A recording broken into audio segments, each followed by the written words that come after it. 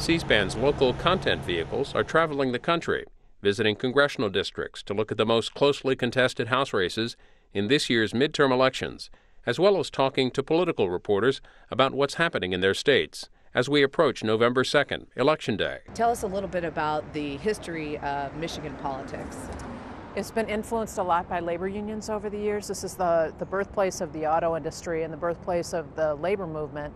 So the Democrats have always been very strong in Michigan. When Republicans have been in charge, they've tended to be more moderate. But of course, as you've seen across the nation, the Republicans have become more conservative over the years, and that's true in Michigan as well.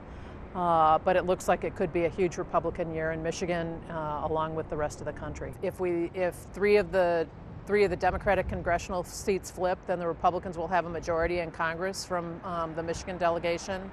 This might be a red year for the state, because the polls are showing that the governor, the attorney general, the secretary of state races are all going to go to Republicans. People are, the economy is just really scary right now. People are losing their homes, people are losing their jobs, and there just doesn't seem to be a big enough recovery quick enough. And there's just a real anxiety out there, especially here in Michigan with the auto industry. So many people have lost their jobs, and we've got one of the highest unemployment rates in the nation. So there's just a real high level of anxiety out there. I don't think President Obama will play any role really in Michigan. I don't think he has any plans on coming to Michigan, and frankly the Democratic candidates aren't anxious to have him here.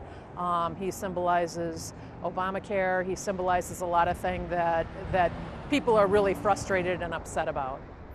Why is Michigan politics, or the state of Michigan, important to the rest of the country? Well, I think it's going to be indicative of what happens in the rest of the country. If there's a total Republican sweep here in Michigan, then I think that there's no doubt that there will be a switch in the majority in Congress, at least in the House of Representatives, and what happens around the country. So if Michigan can go red, there's a lot of states that can go red. C-SPAN's local content vehicles are traveling the country, looking at Campaign 2010 as November 2nd and Election Day draws near.